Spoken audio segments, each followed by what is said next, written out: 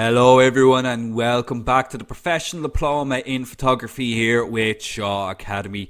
Well done on making it to lesson number 8 in module 1, the final lesson of this module. A very exciting lesson that we have lined up for you. We're finally going to take full control and look at fully manual mode. But before we get into that, did you know that the most expensive camera ever sold was the Leica Zero series camera, and this is sold at the Westlicht PhotoGraphy auction, I hope I'm pronouncing that correctly, in Vienna for 2.16 million euro. Only 25 of them were ever made.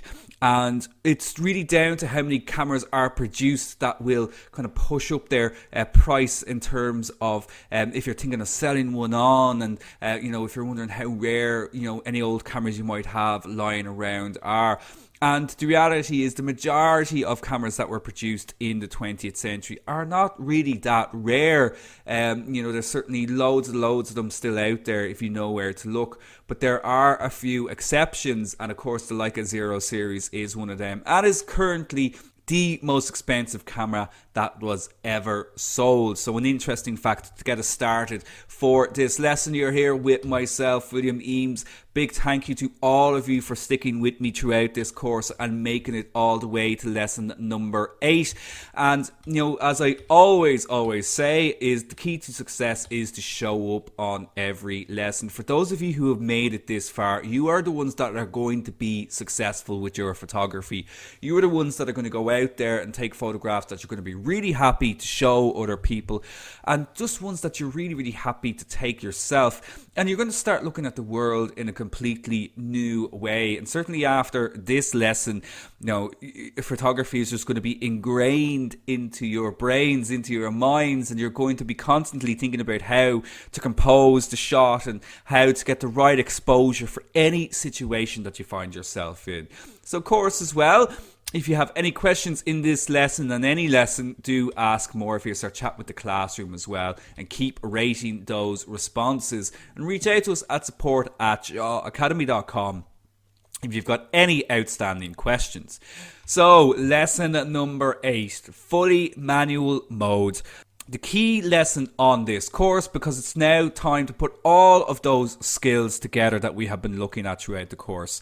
So we can start taking everything that we know about our cameras, about our lenses, about composition, about our shutter speeds, about our apertures, about the light meter that we had a look at in the last lesson, and putting it all together so we can create our own fully manual exposures, meaning we have total control over every aspect of our photography. And that's what mastering manual mode is all about. It's being able to make these creative and technical decisions to get these much more advanced and stunning photographs. Like in this photograph here, we've got this tremendous use of depth of field and very high quality focusing here as well, to get this very tricky photograph of this owl. But mastering fully manual mode means that we can make these creative decisions as well. Like when capturing a photograph like this, we decide, okay, I need to use a very fast shutter speed for this photograph to get this snowboarder in action, but I want to keep a nice depth of field in the background there as well, to make sure that we still get some sharpness in that stunning mountain landscape in the background too. And these are the kind of decisions that you're going to make in a split second. And it's going to allow you to develop a style and really push your photography to new levels. Like again, you've got with this photograph here, we've got a very intense photograph here, a nice shallow depth of field here to really focus our attention on this athlete's eyes. We've got a fast use of shutter speed here as well to freeze that water that's coming off the nose there as well, to create this really dramatic photograph. And it's only when you master fully manual mode that you're going to be able to take your creativity and your technical ability to another level, to be able to create and take photographs as stunning as this. So it is time to switch the dial to fully manual. And just a couple of things that we need to review based on the last lesson. So if you didn't get a chance to see the last lesson, we had a look at the camera's light meter and how we read light, and we spoke about stops of light, a very important key concept when it comes to getting the correct exposure in our photography. So I just want to do a quick review of that, and we're going to have a look at how that relates then to our shutter speeds and to our apertures. So a stop in photography refers to a measurement of light. And as we saw, a stop is either doubling or halving the amount of light in your scene. So anytime we double the amount of light in the scene, we are increasing the amount of light that gets to the camera's sensor by one stop. So anytime we double it, we increase it by one stop. Anytime we halve the amount of light, we are decreasing it by one stop. So double the amount of light, that's one stop extra. And anytime we decrease by a stop, we're decreasing the light by half. And let's have a look then at how this relates to our shutter speeds first of all. So if you think all the way back now to lesson number 5, we had a look at our shutter speeds. And we had a look at our common shutter speeds. So hopefully you're a lot more familiar with these. And I say common, and at the time I did mention that there are other shutter speeds in between these shutter speeds, but there's a particular reason that we're not speaking about them just yet. But these are what I would refer to as our common shutter speeds. And as we saw as well, our slower shutter speeds will let in more light, they add more blur and more motion, and our faster shutter speeds, less blur, less motion, because the shutter is open for less amount of time. But here is where things get very, very interesting. And here is why we have a look at just the common shutter speeds. For now, each one of these shutter speeds is one stop apart. So each one of these shutter speeds is one stop apart from the preceding or the previous shutter speed. So, for example, 125th of a second, if we were to look at that just for now, if I was to go down to 1/60th of a second, I am adding a stop more light. That means I'm doubling the amount of light in the scene. And it makes kind of sense here if we have a look at our shutter speeds, because we're working with fractions here. So 500 of a second, for example, 1,000 of a second is half the amount of time. It's half the amount of time compared to 500 of a second. That means half the amount of light is coming in. So each shutter speed is one stop apart from each other.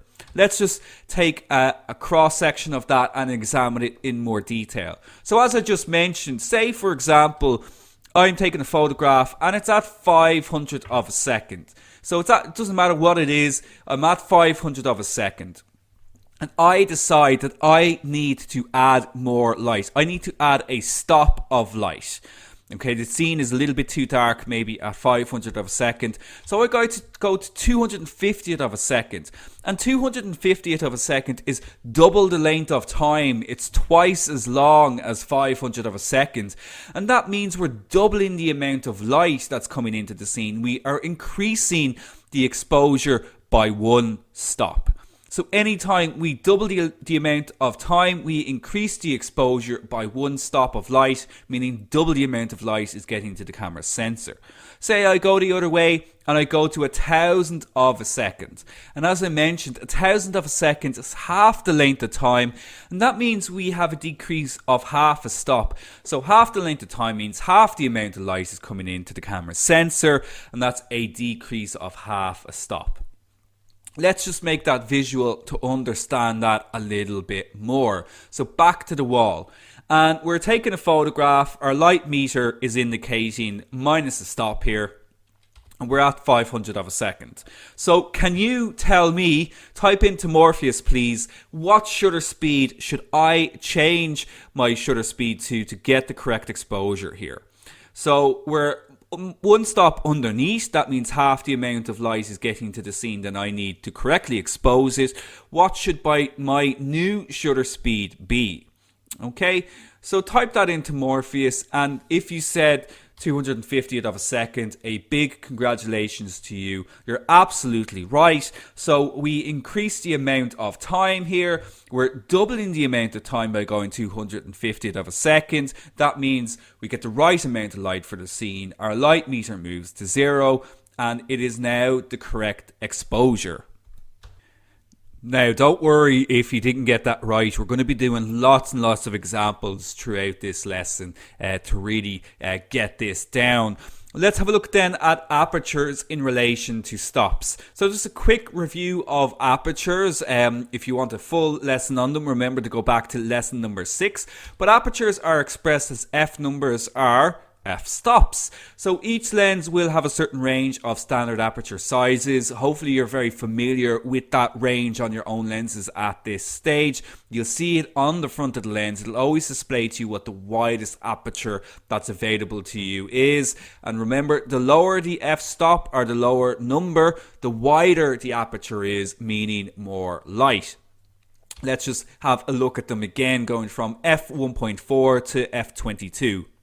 Now again, these are what I would call standard aperture sizes. Your lens may not go down as wide as f1.4 or f2.8, but these are the standard aperture sizes. There are more apertures in between each of these, but you're probably seeing where I'm going to go with this now in just a moment. But just remember, if we want more light, we go down to our smaller aperture numbers. This means we get much more light. The aperture is open much wider. We also get a shallow depth of field effect. Less light, we make the aperture, the f-stop higher. So we go up to f11, f16, f22, and this gives us a deeper or greater depth of field as well. But here's something very interesting about these apertures. Each aperture is either twice the size or half the size of the one that is before or after it. So just like our shutter speeds, there is a relationship here as well. Each aperture is one stop apart. So the difference between f5.6 and f8, f5.6 is physically twice the size. The aperture opening is twice the size of f8. Now, it might be difficult to kind of really see that here in this illustration, but that is what's happening when we are changing our apertures by full stops. Either we're making it twice the size or half the size of the aperture before or after it. Let's just break this down a little bit more in detail, just like with our shutter speeds. So say, for example, I'm taking a photograph. It's at f5.6. and I decide I need to add a stop of light. 5.6 really isn't giving me the amount of light that I need. So I go to f4 and light is increased by double. It's increased by one stop because we now have the aperture open at twice the size of f5.6, meaning double the amount of light is coming in. Similarly then, of course, if I go the other way and I go to f8, f8 is half the size of f5.6, meaning the light is reduced by half. I've decreased the exposure by one stop. Now, it's a little bit trickier to understand with apertures because, as I mentioned, with our shutter speeds, there's fractions there. So, you know, if you're decent with math, you should be able to kind of work that out a little bit easier. Our apertures, the numbers are a little bit more confusing, as we saw back in lesson number 6. It's to do with the focal length and the aperture opening, but each aperture is one stop apart. That's the key takeaway here. So let's put this into practice. We go back to the wall, and here we've got a very overexposed photograph. We're 2 stops over in this case, and my exposure is at a f4. 2 stops over at f4. There's too much light coming in. This is a bit of a trickier one, but what is the new aperture value that I should use? What aperture should I change my aperture to get the light meter back to 0 to get the correct exposure? So remember, each aperture is one stop apart. It's a little bit of a trickier one. Don't worry, again, as I said, if you're not too sure, we're going to have lots of examples later on. But to get the right exposure for this scene, I have to change by 2 stops, meaning I go from f4 to f5.6 to f8. So f4 to f5.6, then to f8. That's a 2-stop difference to get the correct exposure here, to bring the light meter back to 0. So our shutter speeds and our apertures, the relationship between each of those shutter speeds and apertures is that they are one stop apart. Now we're going to have a look at putting our shutter speeds and our apertures together to get correct exposure. But the very first thing that we need to do when we are photographing in fully manual mode is to take a meter reading. You need to know what you're adjusting before you can adjust it. You need to know how much light is available to you before you can start making decisions as to what you need to change. So you lightly press your shutter button, your light meter comes up, and you might see it's over or underexposed. So let's just have a look. So first of all, we know where our light meter is now. We're going to find it on the camera's LCD, or you might find it through the camera's viewfinder as well. And if I activate my light meter and I see it's at -2, I know I'm 2 stops underexposed, and I'm going to need to make an adjustment to bring that back to 0. So I'll need to make a 2-stop adjustment, whether I'm making 2 stops adjustment with my apertures, or a 2-stop adjustment with my shutter speeds, or a combination of both, a 1-stop aperture adjustment and a 1-stop shutter speed to bring that back to 0. And it's the same with the rest of these. You might be lucky enough that you get the correct exposure with your current settings and the light meter is at 0.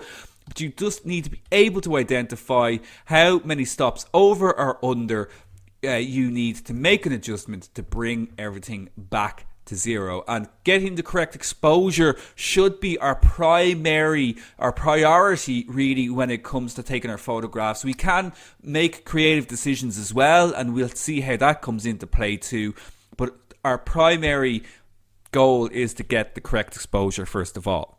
Now, just as a slight caveat to that, when you switch to manual mode, your settings are going to be whatever the last settings you used were. So there's no starting point as such. So for example, if you did a very long exposure in manual mode, the next time you go and switch on your camera, the settings are still going to be set for that long exposure. So you're going to have to make a significant adjustment to bring the light meter back into some type of range. So your light meter is always going to be at whatever the last settings were. So if you're trying this at home right now and you're finding the light meter is not changing, you need to make a more of an adjustment. You need to keep adjusting it until you bring that light meter back into range. And especially if you're indoors, there's not going to be as much light available as you think. So you might need to make that shutter speed a little bit longer. You might need to open that aperture up a little bit wider to bring the light meter back to range. But let's have a look at some examples, some real life examples with fully manual mode. So let's start off with a landscape. So this is going to be a very interactive part of the lesson as we work out our exposures. So here we can see we're just going to be dealing with shutter speed for this example. So we've got our current shutter speed and aperture, and we're photographing a landscape, and it's a little bit underexposed. Now, I mean, subjectively you might say it actually looks quite nice, but we want to try and get the correct exposure. So we're at 250th of a second. I'm using a very deep depth of field here because I want to keep that sharpness throughout the entire photograph. So we're at f22, and our current light meter reading is minus a stop. -1, minus a stop. So what should my new shutter speed be to get the correct exposure? So I'm going to bring up the shutter speeds here, just, in case you're not that familiar with them, so that you can see them here. So what should my new shutter speed be? I'm at 250th of a second. I need to add double the amount of light here to get the correct exposure. Okay, so I'll just give you a moment to type that into Morpheus. So if we add more light here, our new shutter speed is going to be 125th of a second. 125th of a second to get the right exposure, because remember, that is twice as long. We want to maintain our depth of field here. And we want to keep that deep depth of field. So creatively, I make that decision that I'm going to change the shutter speed. So that's an example of how we can adjust exposure while also in maintaining the integrity of our creative decision without compromising it. Let's have a look at another example. So here we've got an example of a high-speed photograph. We're at 500th of a second, and the image is overexposed by 2 stops. So now Very bright here. You know, we haven't lost all the detail, but we're losing it in the highlights. You can see it's just gone in the highlights, so that's definitely something that you don't want to see. It's a high-speed shot, so I don't want to change my shutter speed. I want to keep that 500 of a second. So then I make a decision that I want to change my aperture settings. So 2 stops overexposed at f5.6. What is my new aperture going to be? So let's bring up our apertures there, so you can have a look at them at the bottom, just so you can see, you can help just to visualize this. So we're at f5.6. I need to make a 2-stop adjustment to get the right amount of light here. So what is my new aperture setting going to be? Okay, so let's have a look and let's see what change we make. And the correct answer is F11. So that is a 2-stop difference. So if I move to F from 5.6 to F8, that's 1 stop difference. I'm closing the aperture down by 1 stop. So I need to go again and I bring it to F11. And this will allow me to keep and maintain that fast shutter speed. Now, of course, it would have a little bit of an impact as well on the depth of field too. It would increase that depth of field, but that's okay in this case. There is some compromises that we simply have to make as photographers when it comes to our apertures and shutter speeds. So let's have a look at an example where we're combining both aperture and shutter speed. So here's a little bit more of a complex photograph. So I'm at a 30th of a second and I have an aperture of f2.8. The photographs are maybe a little bit soft. Maybe that aperture is just open a little bit too wide. Things are getting a little bit too soft. Now I've exaggerated it really here in this image just to kind of exaggerate the effect, to show you the effect. It wouldn't really look like this in real life, but just to give you an idea. And you can see we're also 2 stops overexposed. So we've got a bit of a trickier one here.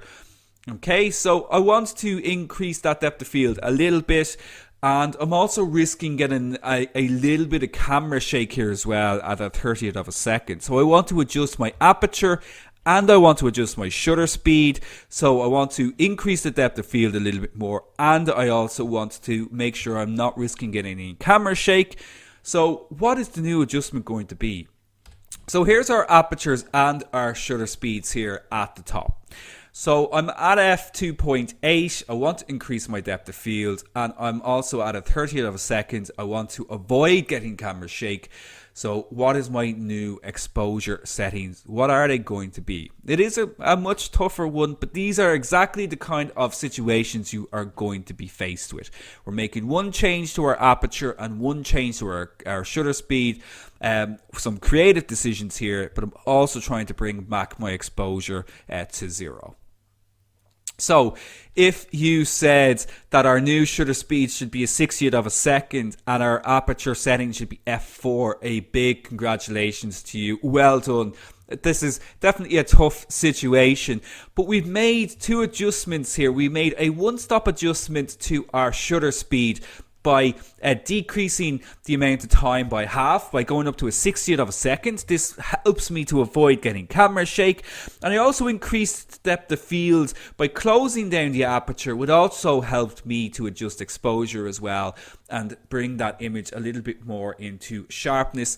And then these are my new settings. We changed both our shutter speed and our aperture here. We were taking into consideration our creative part of the photograph, but also looking at the technical aspect by bringing things back to the correct exposure.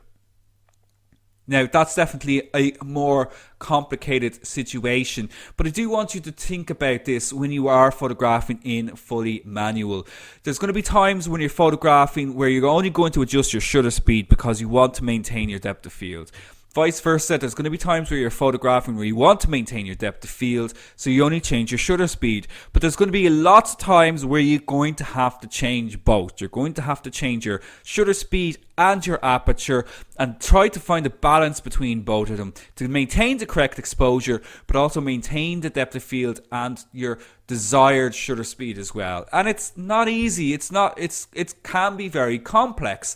And this is the challenge of photography. This is the challenge of fully manual mode. It takes practice, but it's ever so satisfying when you get it right. Now, What about times where you're trying to maintain a certain aperture and a certain shutter speed and you can't? There's simply not enough light available, or perhaps there's too much light.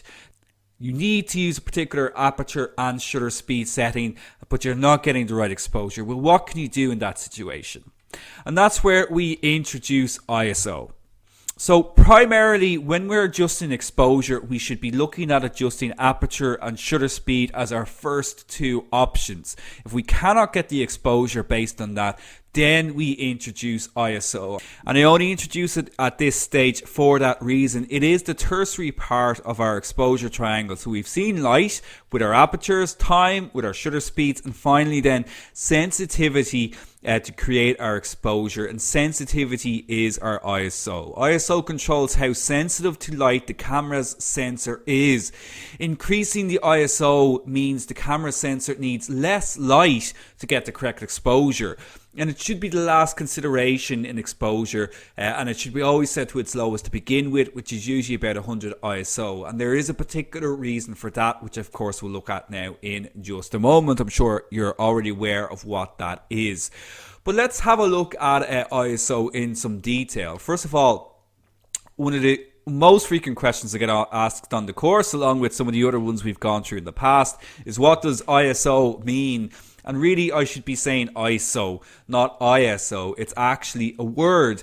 And basically, ISO comes from the Greek word isos, meaning to equal, and it's used by the International Organization of Standards to measure and define different and universal standards for objects, for systems. It's just an identifier. It's not an acronym, so it's not the International Standards of Organization, like I hear a lot of people say, because they're actually called the International Organization of Standards. You can have a look at them online.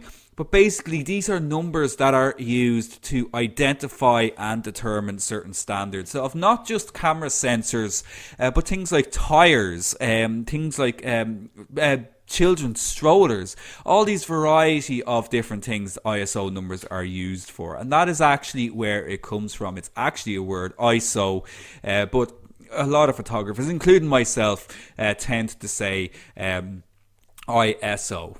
But we don't really need to know what it means. We should be much more aware of what it does. And just like we had a look at our apertures and our shutter speeds, we have standard ISOs, and the most frequent ISO numbers, the standard ones are 100, 200, 400, 800, 1600, 3200 to 6400.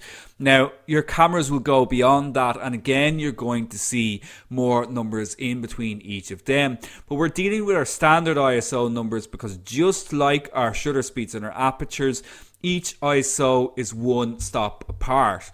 So if I have 100 ISO and I need to double the amount of light in the scene, I can go to 200 ISO, and that means I won't need to adjust my aperture or my shutter speed. Okay, so ISO is going to make your camera sensor more sensitive to light, and that also means that you could use it for things like nighttime photography, which it often is used for. So if you're trying to get a lot of light in and the light is very, very low, you're going to be using much higher ISOs like 1600, like 3200. But high ISOs are also used by sports photographers to maintain very fast shutter speeds as well. And certainly by wildlife photographers too. So if you want to really keep a very, very fast shutter speed, if you're using, say, a telephoto lens and you want to use 500 of a second, you're going to increase your ISO to help maintain your very fast shutter speeds. Let's have a look at some examples, and indeed let's have a look at a snowboarder. So here we've got all of our settings. I have the ISO range up here because we haven't really discussed them, so you wouldn't be that familiar with them. But our settings here, we're at 500 of a second, we have f8, and I've got an ISO of 100. Now it's a little bit underexposed, we're minus a stop, okay, but I want to maintain my shutter speed and my aperture settings here because I like that, capturing that intense action by freezing the action as much as I can. But I also want to try and keep a little bit of deep depth of field here as well, just to show that little bit of movement there in the background. So I'm at 100 ISO. I can definitely change the ISO here to add some more light. So what is my new ISO setting going to be? Okay, so the new ISO setting then is going to be 200. So we just increase it by one stop. So we add double the amount of light, we go up to 200. And you can see it here, you know, with ISO. Again, there's a logic. It's just doubling each time, or it's halving each time. So 100 to 200, that's doubling. 200 to 400, that's doubling the amount of light. But we can move the other way, 400 to 200, we're halving it. So it's a little bit easier to understand this in relation to stops. Let's have a look at another example of this, and it's probably something that we'll be using ISO much more frequently for. This is a tough photograph. We're photographing at night. We're trying to get a portrait, and we don't want to use a flash in this instance. We want to just use the ambient light that's available to us. We're at a 60th of a second. Don't want to go any lower than that because I'm going to get camera shake. I have the aperture open as wide as I can at f2.8, but it's still 2 stops underexposed. So the only option I have here is to change the ISO. What is my new ISO setting going to be? Okay, so we're at 200. We need to add 2 stops of more light. Type it into Morpheus there, what you think the new ISO setting is going to be. So we have to add 4 times as much light here. And the new setting then is we bump it all the way up to 800. We go to 800 ISO. That gives us our 2 stops, our 4 times more light. And indeed, then we get the correct exposure. We maintain our depth of field and our shutter speed. But we then get the correct exposure here in the scene. Now, it does introduce something else though. And can anybody tell me what it is? So it might be a little bit difficult to see it in this photograph, but definitely increasing the ISO has introduced something else into this photograph. You can see it definitely in the darker parts of the shot here, and this is one of the reasons that we can't rely on ISO all the time to change our exposure, and that's because of what is called noise. Every time we increase the ISO, we are introducing what is called noise. You can see it quite clearly here. Again, I've just exaggerated it a little bit here so we can identify it. But as we increase, we get this kind of texture effect in the photographs that's much more visible in darker photographs, which is why it's more apparent at night in nighttime shots. But it is actually also going to be visible in shadow areas in photographs as well. And noise is caused when we turn up the sensitivity of our camera sensor. So as we increase the ISO, we're increasing the sensitivity, and that will reveal noise. So what is noise? Well, noise is basically background interference. So when we increase it, we are increasing the sensitivity of our electronic sensors to light. Remember, it's our sensors, for as incredible as they are, they still work on basically electricity, on converting light into electricity that's then converted into a photograph. It's like a signal that is converted into a shot. And as we increase this sensitivity, as we increase this signal, it's going to increase this background interference. And it's the exact same way if you're familiar with using a microphone, if you do any recording, like myself, right now, when you increase a sound on a microphone, even if it's in an empty room with no sound, you will still pick up a hiss, this background hiss. And that's just basically interference. And it's the exact same way with our noise. When we increase the sensitivity, it's going to increase the levels of noise. Now, just another thing to note as well. Noise and grain are not the same thing. I often hear photographers say, there's a lot of grain now in that photograph when they're talking about a noisy photograph. They're not the same at all. Noise is a digital artifact. Noise is something that happens to digital cameras. It doesn't happen to film cameras. Film cameras used to use grain on film and still use grain on film. They use light sensitive crystals. And for film to be more receptive, more sensitive in lower light situations, those crystals had to be larger. So that's why you actually see them when you're using a high ISO film. You're actually seeing the grain. Grain has no pattern to it, and it's a physical thing.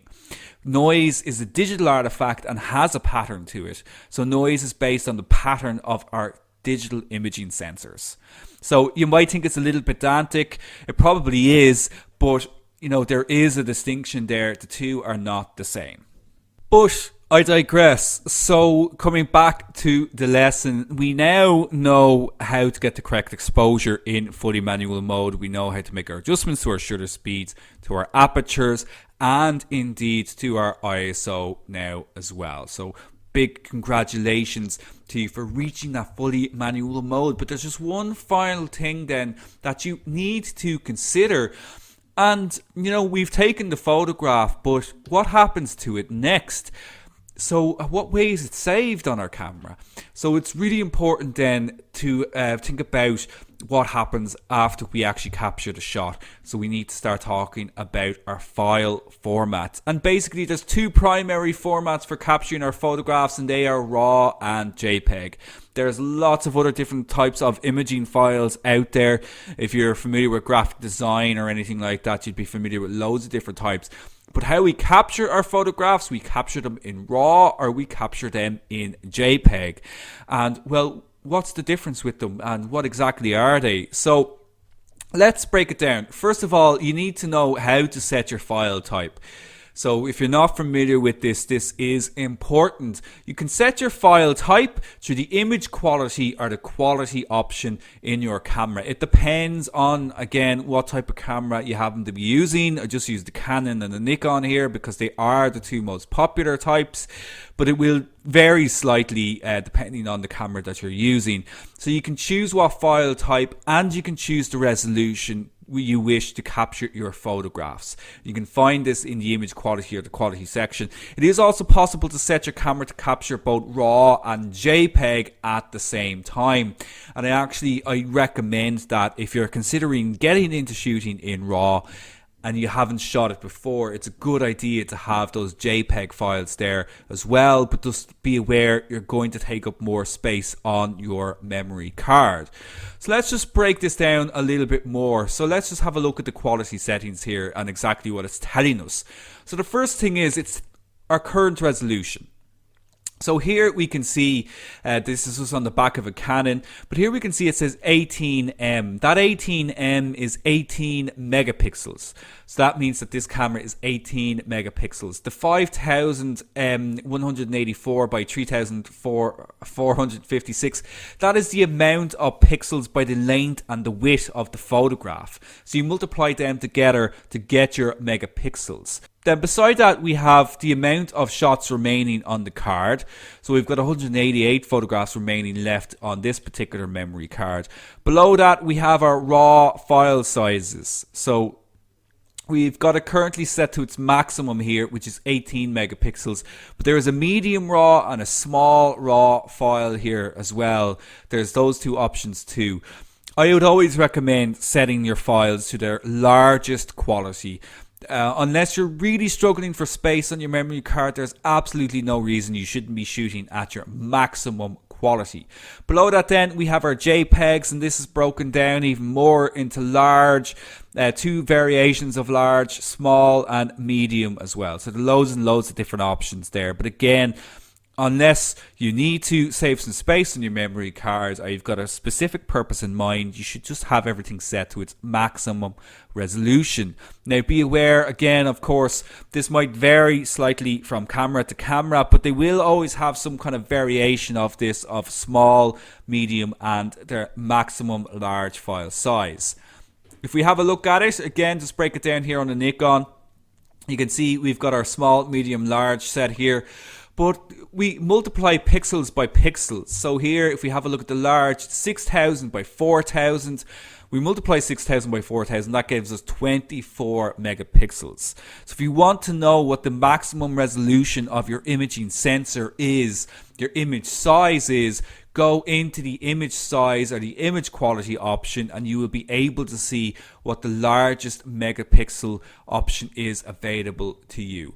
More megapixels doesn't mean that you're going to get a better quality photograph. It doesn't mean that the quality, overall image quality, is going to be any better. What it does mean though is that you can crop in a lot closer on the photograph.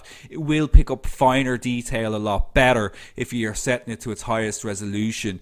But you could have a look at an image from a 6 megapixel camera and a 60 megapixel camera. You know, they could be shot on the same lens with the same exposure settings, and it could be very difficult to tell which is which. It's only when you start getting into the finer details, when you get much closer into a photograph, that you will see your megapixels have a big impact. So, which should you be photographing, RAW or JPEG, or which one is the better one to use? Well, there isn't a better as such. They just have two different uses. And the way that I always kind of break this down is, well, to use the analogy of food. Okay, so say for example, I always get a lot of stick for this, but say for example, you're cooking a meal for your loved one, your significant other, and you decide you've got kind of two options here. You can go out, you can buy all of the ingredients. You can decide, I'm going to make, I'm going to get some fish. I'm going to get a nice piece of salmon. I'm going to do some rice with it as well. Maybe do some avocado with it or something like that. Whatever, you decide that you want to make. But you go out and you purchase all these raw ingredients so that you're going to create this meal yourself. You're going to get some spices, maybe a little bit of salt, a little bit of pepper, might put a little bit of cumin on it there as well to add a little bit of spice to it too. But basically, you're making this meal yourself. You're getting the raw ingredients. You're processing those ingredients to create something at the end of it. Or perhaps you're in a rush and you promised you were going to cook that night, but you haven't got the time to do it, so you go out and you buy a microwave meal. Okay, now it could be a really nice microwave meal. It could be something, like this, a nice Indian or something like that. But fundamentally, the difference here is that the ingredients are already cooked. You're simply reheating them. Now, you can still add a little bit of salt and pepper to it for a little bit of flavor, a little bit of taste, but the fundamental ingredients are cooked. You cannot uncook them as such. You're kind of working with what you've been given already. And this is the exact same when it comes to RAW and JPEG. A RAW file is something that we need to work on to get the most out of it. And in the long run, we are going to be able to do a lot more with RAW file than we can do with a JPEG. But a JPEG is convenient, it's fast, and it's ready to use. And that is the fundamental difference between the two of them. So let's just break it down a little bit more. So our JPEG characteristics, it's a ready to go file. So it's straight out of the camera. We can use it, we can send it off to people, we can print it if we need to. It's designed to be opened in any viewer software. So any preview software or any editing software, a JPEG can be opened. It's a universal photographic file. And that's really kind of what it's used for. It can be opened by anybody. It's a smaller file size compared to our RAW files, but that's because it's compressed. Basically, some of the information in a JPEG file is compressed down, and if you open a JPEG and you save it and you open it and you save it, it keeps compressing, and eventually it's going to disregard pixels. You're going to lose information, and the image will start to look a bit muddy, a little bit flat, and pixelated as well. So it's not good for repeated editing or repeated use. It's suitable for printing. A lot of places will print from a JPEG directly, especially if you go to your local camera shop. It's suitable for sharing because it's universal, it's easy to open. Information is embedded into the file. So there's certain things that are cooked into the file, just like our microwave meal. So if we apply sharpness settings, noise reduction, any effects or anything like that, like monochrome within the camera, they cannot be undone afterwards. So they're cooked into the file. We can't reduce that sharpness afterwards really effectively. The noise reduction might be too much within the camera. We can't undo that. Or perhaps we wanted a color version instead of a monochrome one, but we had it set to monochrome. It can't be undone either. So that is something to be very aware of as well, is certain changes cannot be undone with a JPEG file. Now, if in case you're wondering, it is an acronym. It's Joint Photographic Expert Group. This is a group of photographic experts that came together to create this standard file that could be opened up by anybody. Joint Photographic Expert Group. Let's have a look at our raw files in comparison. So a raw file is uncompressed. There's no embedded changes. The only thing that a raw file captures is your exposure. Any other settings that you have, like say for example white balance settings or sharpness or noise reduction settings, they are not applied to the file. It's just a pure exposure.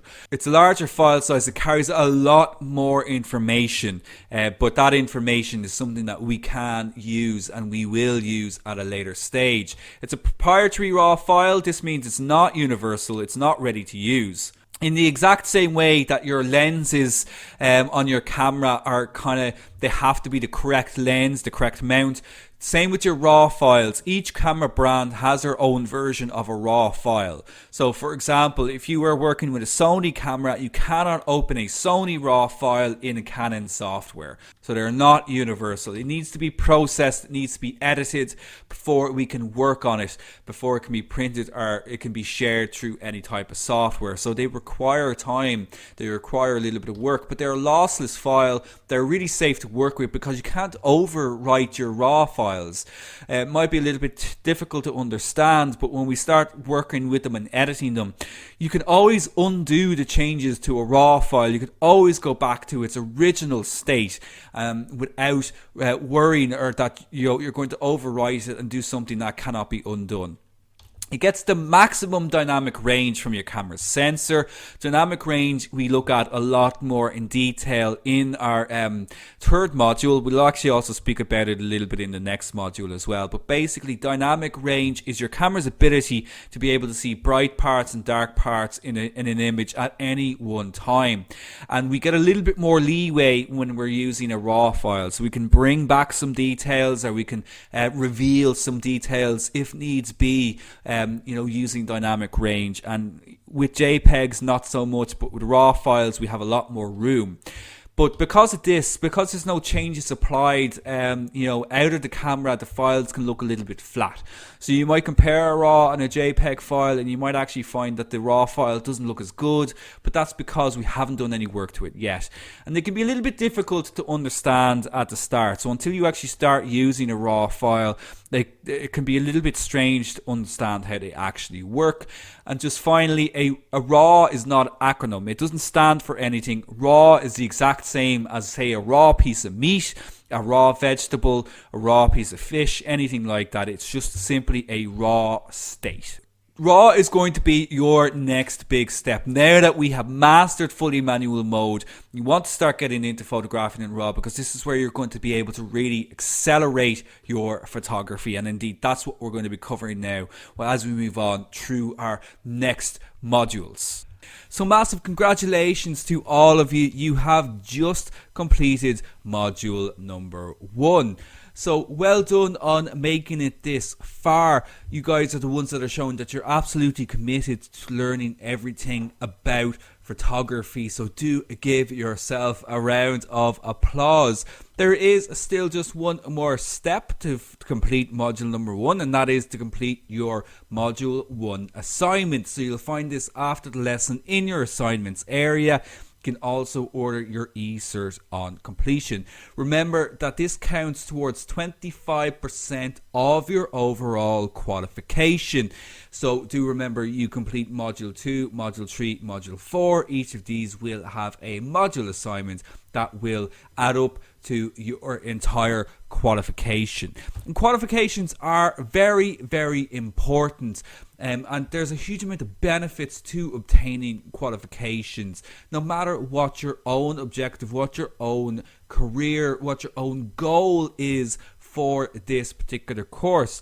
Qualifications will open the door to even more qualifications. So perhaps this is the start of your journey and you're thinking about going on and studying something more. So obviously you want to complete the photography course first of all, but you may be checking out some other courses in the future. You might decide you want to move on into graphic design. Perhaps you want to go into a different area altogether using photography as a platform. But you can go on with your qualifications and obtain more qualifications, and very often it's important that you actually have some experience. For example, with photography, you might decide you want to go on and you want to get a degree in media. This is going to be a huge benefit to you. Having a qualification just allows you to expand your skill set as well, to hone your discipline, to add more to your skills, add more to your CVs, to add more to your resumes. And this of course means that you've got broader career opportunities available to you. You can apply for jobs that you may not have been able to apply for before because you lacked the proper qualifications. Perhaps in your current career, it's important that you get qualified to allow you to move up in your current company, to allow you to progress, to allow you to take that next step with your career. And perhaps you've been after that promotion for a long time, and getting the necessary qualification is the thing that has been holding you back. And of course, improving your career means that you've got a higher earning potential. And all of this comes from gaining a qualification. There's so much value in gaining a qualification. This is why people spend so much money on getting into college and put themselves in debt, which they spend years and years and years, most of their lifetime, trying to pay off. And that's what we are trying to be the solution to put you in a position where you don't have to invest huge amounts of money in putting yourself into debt, and you are investing in yourself, and hopefully down the line that investment will pay off and you'll end up making more money for yourself. And of course, perhaps you don't want any of those things from your qualification, but you simply want to feel empowered. I don't know about you, but certainly after I had completed my degree and I had completed my master's, the one thing that I felt was that I had absolutely achieved something huge. I had done something that showed that I was committed to something, that I could start something and see it the entire way through, and I got a reward for that. I got my qualifications, and now I'm in this position where I am educating you. And if you have no agenda to increase your earning potential, to start a new career, or to get a promotion, there's still this huge sense of satisfaction and accomplishment from completing a course and gaining a qualification. And people just like you achieve with us every single day. Every single day somebody is wrapping up their course and gaining a qualification. So why don't you join them? You have made it this far. You are far more likely to succeed. So the amount of students that don't make it this far is huge. So the fact that you are still here shows that you are committed and that you are the ones that are going to be successful going forward. And to put it simply, not to put a too fine a point of it, you can't afford not to.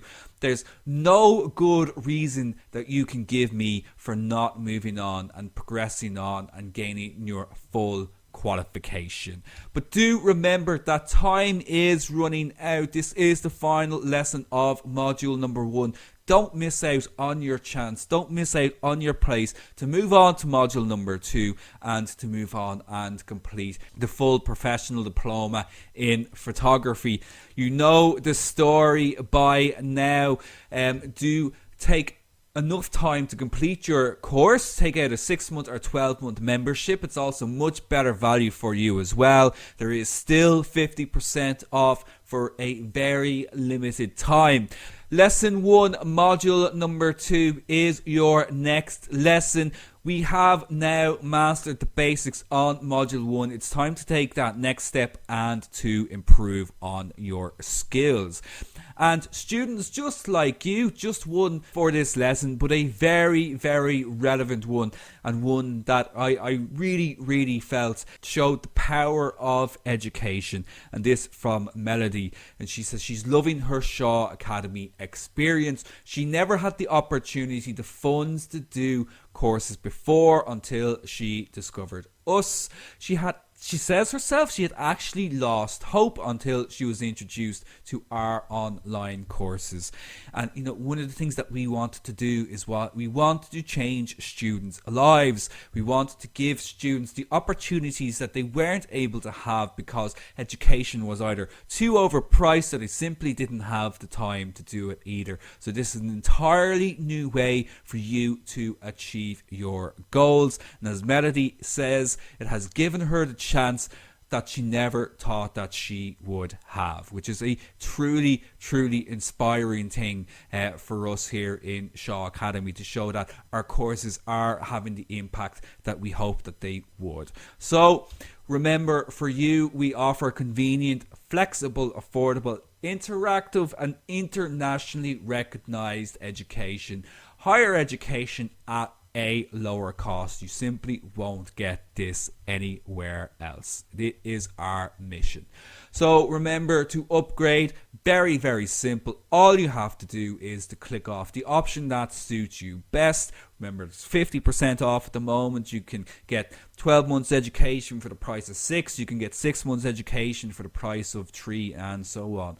And of course, you always still have that option to go on a month-by-month basis if that is the option that best suits you. But for the best value, I strongly recommend that you check out that 12-month plan and continue with me to master your photography.